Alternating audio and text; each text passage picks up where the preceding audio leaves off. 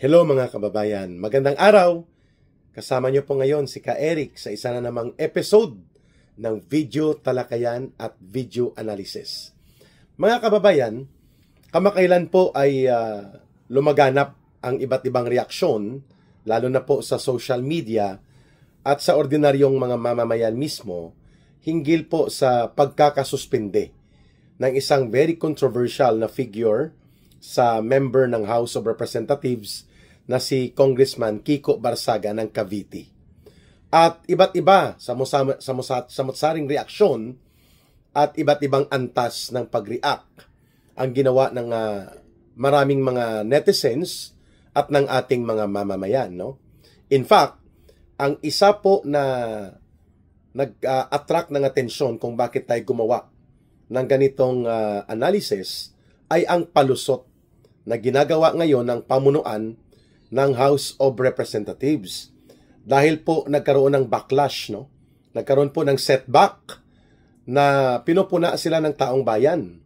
Mayoriya ng mamamayan ay disgustado sa kanilang style, bulok at selective na kunwari pagdidisiplina sa kanilang mga miyembro ng House of Representatives, no? Sapagkat ano lang naman ba ang pinupuna nila talaga kay Congressman Kiko Barsaga? Di po ba ang kanyang weird o kanyang kakaiba na pamamaraan at style ng paghahayag ng kanyang saloobin at mga sentimiento at mga kaisipan tungkol sa mga issue na nagaganap sa ating bayan, lalo na po sa usapin ng korupsyon, pandarambong at mga kabulastugan na ginagawa ng mga opisyal ng gobyerno, including ang mga miyembro ng Kongreso, kung saan dyan nagsimula ang mga diskarte sindikato na inuutos ni Marcos at ni Romualdez para gawin ang pagnanakaw sa kaban ng bayan. Di po ba dyan nagsimula yan sa pagpupuna ni Kiko Barsaga kay Marcos Jr. at kay Romualdez bilang mga punong salarin o mastermind. At very vocal ang kanyang mga paghahayag ng saloobin na ito, to the point that he is sometimes considered to be very eccentric, no? Pag sinabi pong eccentric, may pagka-weirdo ang kanyang style kasi bigla na lang daw siyang susulpot bago magsimula ang mga committee hearings o mga deliberations o plenary na mga pagpupulong na may dala-dala siyang parang nakasulat na ako na ngayon ang bagong speaker at mga magnanakaw, habulin na kayo at your days are numbered. Mga ganong epekto ba ng mga sa gitna ng halls of Congress. At dudugtungan pa ni Congressman Kiko Barsaga ng meow, meow, meow, meow. So very active ang engagement ni Congressman Kiko Barsaga, cutting across the different ages, no? Different population section sa social media, sa YouTube, sa TikTok, and even sa mga Reels, no? Kaya nawiwirduhan at naapektuhan at the same time ang mga mandarambong at buaya ng mga politiko. Lalo na po na walang preno pag nagsalita si Kiko Barsaga, tuloy-tuloy na ginagawa niya ang pagpupuna na sumasalamin naman talaga sa kung gaano kalubha ang uri ng pagkalugmok ng integridad at kawalan ng dignidad at hindi na karispe-respeto ang House of Representatives and even ang mga namumuno nito at kahit ang buong Kongreso including the Senate. Nagdududa na ang mamamayan sa mga ginagawa po nila na mga pagpapalusot, pangungunsinti at pangangatay, na diskartihan at gawing sindikato ang budget, mga ganitong uri ng gawain na dumudugtong sa kung paano ginawang sindikato ni Marcos ang buong gobyerno. Kaya nawala po ang pagrespeto, paggalang at pagtitiwala ng mamamayan dito sa uri ng administrasyon ngayon ni Marcos. And the way Congressman Kiko Barsaga is able to deliver a creative packaging, creative presentation ng kanyang mensahe, nagiging epektibo. at marami po ang kanyang napupukaw. Marami po ang nagbibigay ng simpatya sa kanyang mga ginagawa. Kaya nga, katanggap-tanggap sa maraming sektor ng lipunang Pilipino ang bagamat kunwari ay tinitingnan ng iba, lalo na ng mga kasamahan niya, na weirdo na attitude daw ni Congressman Kiko Barsaga. Kaya nung nakarang araw, more than 240, around 249, ang bumoto na ipasuspend si Congressman Kiko Barsaga for 60 days. 5 lang po ang malakas ang loob na pumalag at hindi sumang-ayon na ipasuspende si Congressman Kiko Barsaga upon the recommendations of the House Committee on Ethics. Ang mga naturang kongresista po ay mayroon ding malakas ang loob na paninindigan na hindi po nadadala sa mga bribery, panunuhol, panggigipit at pagkakaroon ng diskarte na sila ay ipitin kung sakaling sila ay gumawa ng kanilang malayang saloobin sa loob ng Kongreso.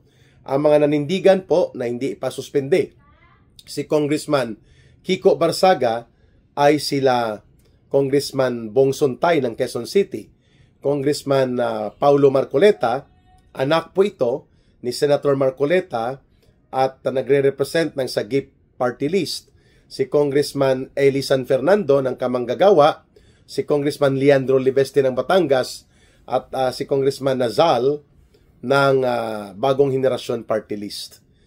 At ang common sa kanilang pagpuna ay bakit selective tayo sa pagpapataw ng disiplina o ng administrative sanction sa mga kasamahan sa Kongreso, at bakit si Kiko Barsaga ang nasingle out? Dahil ba siya ay maingay at nagsasagawa ng mga pampublikong pagpupuna ng mga ginagawa ng gobyerno at administrasyon ni Marcos at Romualdez? Bakit ang mas may malubha na mga iskandalo? Ang sabi nga ni Kiko Barsaga, mga nang bababae, mga involved sa iskandalo ng droga, iskandalo ng pangungurakot, pagnanakaw, pagbebenta ng project upang komisyonan, at mga diskarte na masangkot sa mga maniobra upang marami ang mangyayari na mga insertions, realignment of budget upang nakawin. Ba't hindi ito iniimbestigahan? Yan din po ang naging pahayag lalo na nitong isa pang batang kongresista sa katauhan po ni Congressman Leandro Liveste. Kaya ang ginawa po ng grupo nila Congressman Ronnie Pono at ang mga sipsip na aliporis ni Martin Tambaluslos ay nagpalusot. Ang palusot nila, mga kababayan, na hindi naman daw na-suspend bilang member ng House of Representatives si Congressman Kiko Barsaga dahil lamang siya ay pumupuna at very vocal critic ng administrasyong Marcos at Romualdez. Subalit, sabi po itong mga kulukoy na mahilig magsinungaling at mahilig magpalusot na mga miyembro ng aliporis ni Marcos at Romualdez sa Kongreso ay dahil mayroon po daw siyang ginagawa na mga undignified. Wow! Undignified ang pagiging kritiko ni Kiko Barsaga, bagamat not so traditional and not so normal style ang kanyang pagme-messaging, pero wala tayong nakikitang undignified doon sa pagsasalita niya ng katotohanan.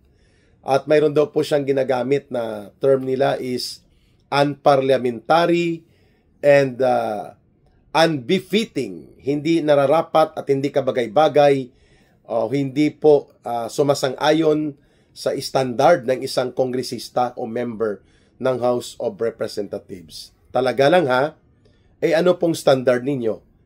Ang maging magnanakaw, ang maging mandarambong, ang maging sinungaling, at ang maging kasabwat ng mga nagpapatupad ng pagnanakaw at malawakang korupsyon sa gobyerno? Yun po ba ang kaaya-aya? Yun po ba ang befitting and worthy to be a congressman? Wow. Di kung ganun pala yun, mas gugustuhin pa ng taong bayan na makita ang isang kagaya ni Kiko Barsaga, bagamat binabansagang weirdo, binabansagang eccentric, pero may malinaw na paninindigan at may sincero o buong loob na pagpapahayag ng saloobing sumasalamin sa sentimiento ng taong bayan sa pagkagalit at pandidiri at panawagan ng hustisyang labanan at ipatigil na ang malawakang pandarambong at sistematikong pangungurakot na nagaganap sa gobyerno ni Marcos at Romualdez. Mas gugustuhin pa ng ordinaryong mamamayang Pilipino na mayroon tayong maingay, medyo eccentric at kakaiba ang style pag nagsalita at gumagalaw sa loob ng Kongreso na kagaya ni Kiko Barsaga, pero hindi nagnanakaw, hindi kasabwat at tagapagprotekta ng pandarambong at mga nangungurakot at lalo na po hindi nangangayo papa upang suhulan na sila ay gamitin sa maruming laro sa politika. The people would rather like to see the more of a congressman like Kiko Barsaga, like Leandro Liveste, at iba pang matitino na mga naiiwan pang wala pa sigurong 10% ang matitino na lang dyan na kongresista kaysa magkaroon ng isang kongresong ipokrito. House of Representatives na ipokrito at wala sa husto at makatarungan at matuwid na pagtindig at pagprotekta o pagtatanggol sa kabutihan at karapatan ng mamamayan. Kaya ang palusot ninyo na hindi naman related sa political views o political belief ni Congressman Kiko Barsaga ang pagkasuspende sa kanya, sabihin nyo yan ang kwento sa inyong mga kapareho ng balahibo na mga kapwa buaya at walang dignidad at walang kagalang-galang man lang sa inyong sarili na mga politikong magnanakaw at mandarambong na nagluluklok sa pangalang Honorable Congressman. Ha! Ang sagot ng taong bayan sa inyo, pwe! Pwe! Si Kiko Barsaga daw, weird. Ano naman pong tawag sa inyo?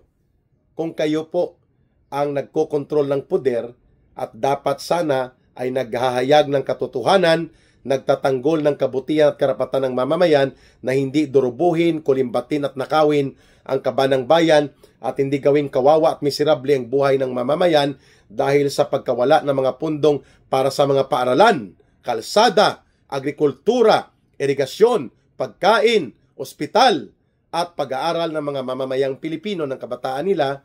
Imbes na yun ang protektahan nyo, ang pinoprotektahan nyo yung mga nagsasagawa ng pagnanakaw.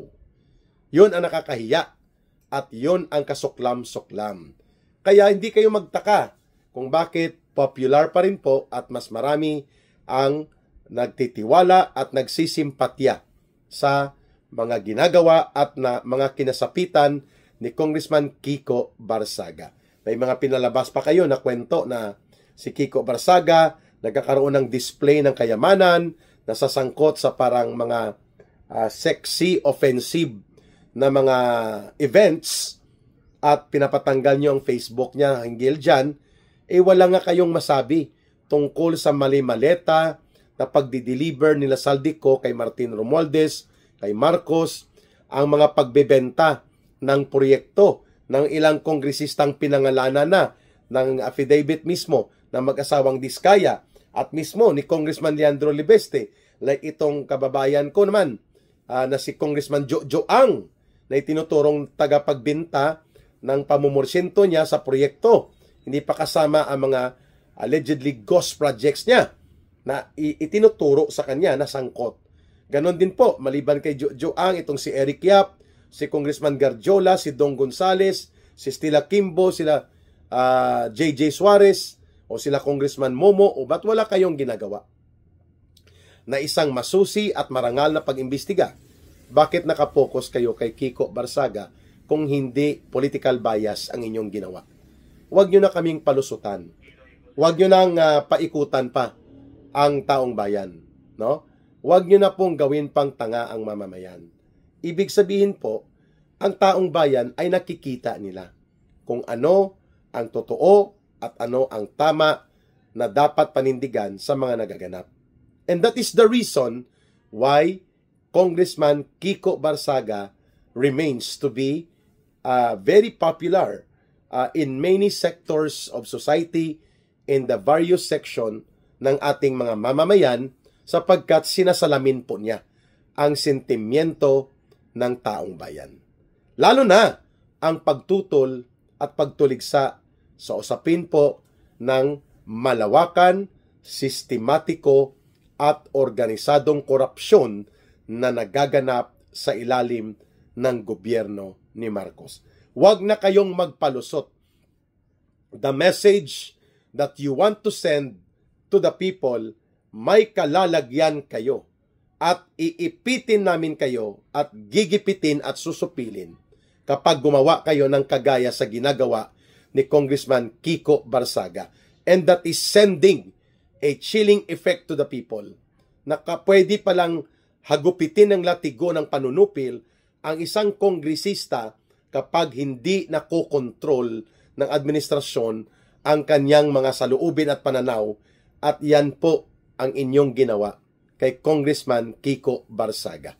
Nakakahiya, nakakasuklam, nakakasuka, yan ang pagtingin sa inyo ng mga taong bayan. And I know na kapag ginawa nyo pa ang kalabisan at pagmamalabis ng otoridad at kapangyarihan nyo upang supilin ang malayang pamamahayag at ang karapatan sa malayang pagsasagawa ng pagkritiko o pagpupuna sa gobyerno sa mapayapang pamamaraan at pati ang pagsama at pakikipagkaisa sa pagkilos ng taong bayan upang maipahiwatig ang mga pagkagalit nila at ang paninindigan sa nagaganap na paglapastangan at pag-aabuso sa kapakanan at kabutihan ng mamamayan, lalo na po ang lantaran at malubha na krimen ng pandarambong at pangungurakot sa pundo ng mamamayan na isinagawa sa ilalim ni Marcos Jr., aasahan po ninyo na mas marami ang makikipagsimpatya at makikipagkaisa kay Congressman Kiko Barsaga, kina Congressman Leandro Liveste, at mas lalo pang lalawak at lalalim ang pagkagalit ng mamamayang Pilipino. Ayan, huwag na kayong magpalusot. Humarap kayo sa katotohanan at kayo ay dapat manindigan sa interes at kapakanan, karapatan at kabutihan ng mamamayan, hindi ng mga buaya, magnanakaw at mga kriminal na politiko na kagaya ng sindikatong kriminal na gobyernong ito ni Marcos at ni Romualdez. Ito po si Ka Eric. Palagi nating tandaan, mahalin natin ang bansang Pilipinas. Walang ibang magmamahal nito, kundi tayo ring mga Pilipino. At huwag pong kalimutan mga kababayan, sa gustong tumulong at magbigay ng konting suporta at sincero at buong kalooban na pagtulong sa Bangon Sambayanan People's Movement, ang ating line of support po ay 0916-308-7710. Uulitin ko po, 0916-308-7710. Ruhilda Celis Kailangging po yan. At pakatandaan po natin, don't forget to like, share, and promote our videos. Encourage viewers and subscribers sa Ka Eric Celis YouTube channel at sa mga videos po natin. Malaking tulong na rin po yan para kay Ka Eric at sa aking pamilya at sa aking advocacy na inyo pong niyayakap na rin. Para sa Diyos at sa Pilipinas nating mahal, may God bless everyone and may Allah will be with those who are Muslim brothers and sisters. Bye for now. Mabuhay ang sambayanang Pilipino.